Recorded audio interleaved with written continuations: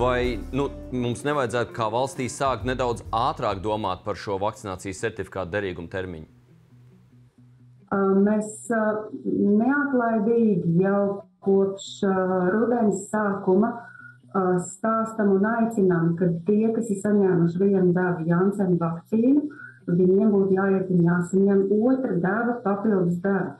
Tas, vai kādam aptur certifikātu un uz kāda pamata to aptur, tas nav imunizācijas vai ekspertu lēmums.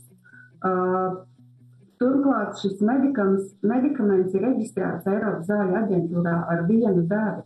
Ja mums nāk klāt jauni pierādījumi, uz šo pierādījumu fona, tātad pamata mums ir ļoti stingra rekomendācija. Bet vai kādam atņemt certifikātu vai neatņemt, tas nav imunizācijas padomes kompetences jautājums. Jā, skaidrs, ka sabiedrībā, tā sabiedrība ir tāda, kāda viņa ir. Mēs katrs esam, kāda mēs esam, un, ja cilvēkam kaut kas par to nav, ka viņš kaut ko neizdara, tad viņš to arī neiet un nedara. Šajā gadījumā atņemtais certifikāts.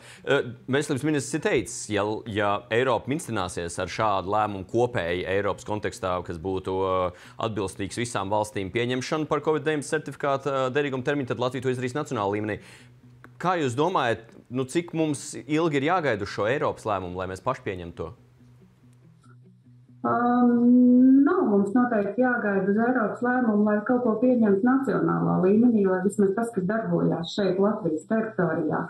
Un ja kādiem no šiem certifikātiem būs jāievieš obligātais derīguma termiņš, tad viennozīmīgi no ekspertu puses, tā skaitā no imunizācijas padomes, kas pirmais būs par Janssen vakcīnu, kad ir obligāti nepieciešama šī otra deva. Ja Eiropa to ieviesīs vienoti, tad tas viennozīmīgi būs uz zinātniskajiem pierādījumiem balstīti.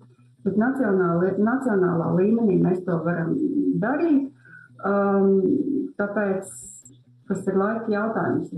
Paldies!